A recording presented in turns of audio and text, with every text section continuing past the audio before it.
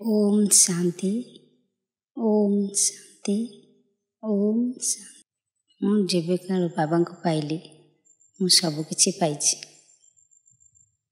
बाबा हेले मोर सब किछि। बाबा को पाई मु बहुत बहुत बहुत खुशी। तेणु कौन तेरे असुविधा नहीं। यह ही होछि मोर आशा और विश्वास। जे पर्यंत बाबा का हाथ धरी थी से पर्यंत कौन मोर असुविधा हेब नहीं। गोटे अनुभूति हेउछि जे मोर ज्वाई वर्तमान स्टेज रे पागल हो गले। पागल हो गला परे हाथ रे कपड़ा बांधी बुलिले, घास खाइले, गछरु पत्र भी खाइले। तेणु तांकु बाबा को सदा बेले 3टा राति रे उठी गाध पाध करी 4टारे जोगरे बसबी।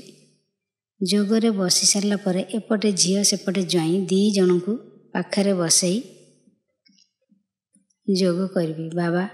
बाबा कहिछंती जे मोते किछि माग नहीं, मागिबाठू ही मरी जीवा धिक। तेणु मु मागु नहीं। केवल ए आत्माटी ए आत्मार स्मृति फेराई आण, एतिकी मु चाहूँगी। ता परिवार केमती खुशी रहू। आपण केमती जानतु आपण किए से, कोठू आछंती, काहीकि आछंती, आपणकर कौन काम।